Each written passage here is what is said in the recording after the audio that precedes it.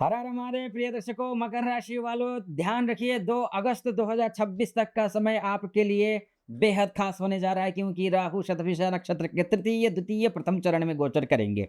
अर्थात ये गोचर आपके लिए सामान्य नहीं होने वाला है, क्योंकि ये सक्रिय हो रहा है आपकी राशि से द्वितीय भाव में।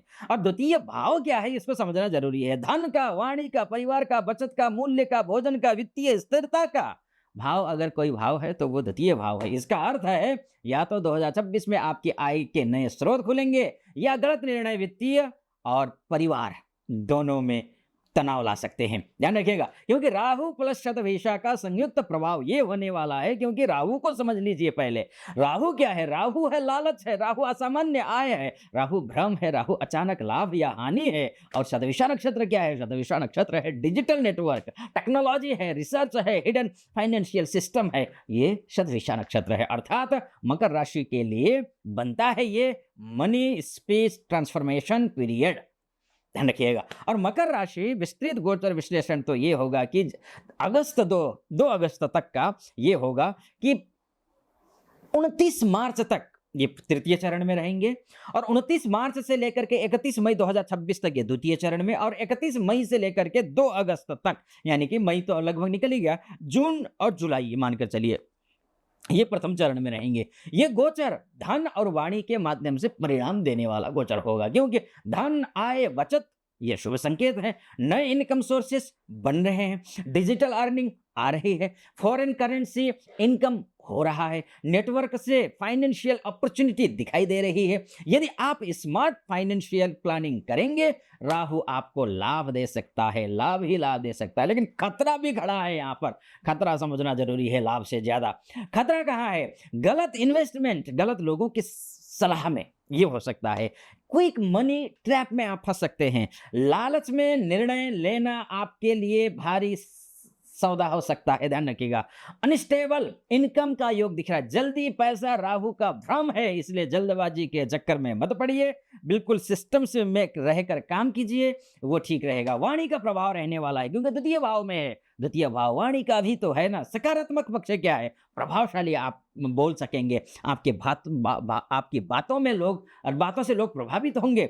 नेगोशिएशन स्किल मजबूत होगा आपका। सेल्स और कंसल्टिंग में सफलता मिलेगी। लेकिन खतरा कहाँ है? अगर आप मानकर चलिए, क्योंकि उसी भाव में अनेक प्रकार के योग भी बन रहे हैं। उसी भाव में आपका अंगारक योग भी बन रहा है, उसी भाव में ग्रहण दोष भी बन रहा है। तो वाणी में कटुता भी कभी कभी आएगी, तो उसमें ध्यान देना है, कटुता नहीं लानी है ना। आप बेहतर से बेहतर करने की कोशिश करें, शुभ रहेगा। अच्छा, फैमिली कन्फ्लिक्ट हो सकता है। Family conflict, public image damage होने की भी एक संभावना दिखती है। इन चीजों में, 3 चीजों में आपको ध्यान रखना है। शब्द धन भी ला सकते हैं, और शब्द विवाद भी। इसलिए कहा है, मीठी वाणी बोलिए तज माया अभिमान, ना जाने किस वेश में मिल जाएं भगवान। और वहीं पर बात अगर परिवार की करें, तो सकारात्मक पक्ष ये है कि परिवार में आर्थिक सुधार हो रहा है, संयुक्त निवेश आप कर रहे हैं, फैमिली बिजनेस ग्रोथ दिखाई दे रहा है। लेकिन खतरा कहाँ है, ये भी आप समझ लीजिए। पैसों को लेकर के विवाद हो सकता है परिवार के बीच में, विरासत को लेकर के विवाद हो सकता है, गलतफहमी का शिकार हो सकते हैं, आपसी सहमति नहीं बन पाएगी, ऐसी भी संभावना है। लेकिन मार्च से लेकर के मई में संयम आवश्यक है आपके लिए, ध्यान रखिएगा। करियर इंपैक्ट की अगर मैं बात करूं, अवसर क्या क्या है करियर में? फाइनेंशियल, बहुत फाइनेंस में है, बैंकिंग में है, सेल्स में है, कंसल्टिंग में है, डिजिटल बिजनेस में अगर आप हैं, नेटवर्क से क्लाइंट्स ग्रोथ होते हुए दिखाई दे रहे हैं। ये अच्छे पक्ष हैं, आपके पक्ष में पॉजिटिव है। लेकिन नेगेटिव पक्ष क्या है, ये भी आप समझिएगा। यूनिट, आप कोई भी डील करना हो, यूनिक डील हो, और रेपुटेशन का रिस्क है इसमें आपके लिए। फॉल्स कमिटमेंट बिल्कुल मत करना, फंस जाएंगे। अगर जहां फंस गए तो हेल्थ भी खराब होगा, क्योंकि द्वितीय भाव भोजन से जुड़ा हुआ होता है। और अनहेल्दी ईटिंग, थ्रोट इश्यूज आ सकते हैं, गले में अनेक प्रकार की समस्या हो सकती है। अगर शुगर के पेशेंट ऑलरेडी आप हैं, तो शुगर इनबैलेंस हो सकता है। डाइट डिसिप्लिन आवश्यक है अर्थात आपके लिए। अगर मैं बात करूं पद अनुसार क्या कुछ होगा, तो मैं बोलूंगा कि मार्च 29 तक आपको स्पीच रिस्क है, यानी कि आप जो बोलेंगे फिर या तो सम्मोहित कर लेंगे, या फिर पत्थर ही फेंकेंगे, आग ही उगलेंगे। इसलिए कोशिश ये करिए बेहतर से बेहतर बोलें। गलत शब्द विवाद कर सकते हैं, ध्यान रखिएगा, इसलिए गलत मत बोलिए। उपाय ये है कि सोच समझ करके बोलिए। द्वितीय पाद में अर्थात 29 मार्च से लेकर के 31 मई के बीच में जब राहु रहेगा, द्वितीय पद में अर्थात द्वितीय चरण में शतभिषा नक्षत्र के, यानी कि अपना ही नक्षत्र है उसका, ध्यान रखिएगा ये तो मैं पहले शुरू में बोलना भूल गया, अपना ही नक्षत्र है शतभिषा। तो फाइनेंशियल कंफ्यूजन हो सकता है, लेकिन समस्या नहीं है, क्योंकि ये अपने नक्षत्र में बेताज बादशाह होता है राहु। अनेक प्रकार की समस्याएं उत्पन्न करेगा, लेकिन अंततोगत्वा सफलता दिलाएगा ये। उपाय ये है कि सलाह लेकर ही निर्णय लीजिए, वरना जल्दबाजी में या फिर बस भावावेश में आकर के निर्णय नहीं लेना है। प्रथम पद में अर्थात प्रथम चरण में रहेगा 31 मई से लेकर 2 अगस्त तक ये प्रथम चरण में रहेंगे। इनकम राइज हो रहा है, इस बीच में नया इनकम सोर्सेज बन रहे हैं, लेकिन लालच से बचना पड़ेगा, ध्यान रखिएगा, क्योंकि राहु है ना। अब ये भी जानना जरूरी है कि राहु कब बिगड़ेगा और कब सुधरेगा। लालच करेंगे तो राहु बिगड़ जाएगा, झूठ बोलेंगे, गलत वादा करेंगे, इंपल्सिव स्पेंडिंग करेंगे, कटु वाणी बोलेंगे तो राहु बिगड़ जाएगा। राहु बिगड़ेगा तो इसका मतलब आपका धन हानि होगा, आपके अनेक प्रकार की परेशानी आएंगी। लेकिन राहु कब अच्छा होता है ये समझ लीजिए आप। राहु तब अच्छा होता है जब फाइनेंशियल डिसिप्लिन आप रखते हैं, तो राहु अच्छा होता है।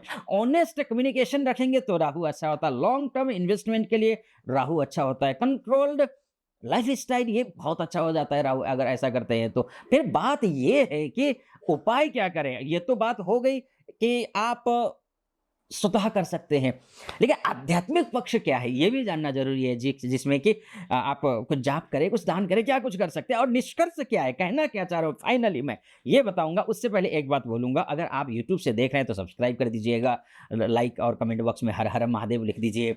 अगर आप फेसबुक इंस्टा से देख रहे हैं तो फॉलो, लाइक और कमेंट वहां भी कर दीजिएगा। और हाँ, यूट्यूब से देख रहे हैं तो यूट्यूब के डिस्क्रिप्शन में ये लिंक दिया हुआ है फेसबुक और इंस्टाग्राम का, क्योंकि उसमें मैं नया हूं तो आपकी सहयोग की जरूरत है। यहाँ तो आपने अपार स्नेह दिया, इतना कि गदगद हूं मैं, वहां भी थोड़ा सहयोग कर दीजिएगा। जाइए, क्लिक कीजिए, फॉलो, लाइक और कमेंट वहां भी कर दीजिएगा। चलिए आगे चलते हैं। और हाँ, एक बात और, अपनी कुंडली दिखाना चाहते हैं तो नीचे नंबर है, उस नंबर पर व्हाट्सअप कीजिए, कॉल कीजिए। महिला पुरुष हो, देश से विदेश से कहीं से भी हो, कॉल कर सकते हैं, मैं स्वयं आपकी कुंडली का विश्लेषण करूंगा। चलिए आइए, ओम रांग राहवे नमः 108 बार, या फिर अगर ये मंत्र नहीं, ये लौकिक मंत्र है, अगर तंत्रोक्त बीज मंत्र का जाप करना चाहते हैं तो ओम भ्राम भ्रीम भ्रौम सह राहवे नमः इस मंत्र का जाप कर लीजिए। काले तिल दान करिए, गरीबों को भोजन कराइए, भोजन से पहले कृतज्ञता व्यक्त कीजिए। हर बड़ा फाइनेंशियल निर्णय 24 घंटे पहले सोचिए, या फिर जितना देर सोच सकते हैं आप सोचिए, फिर उसके बाद निर्णय लीजिए।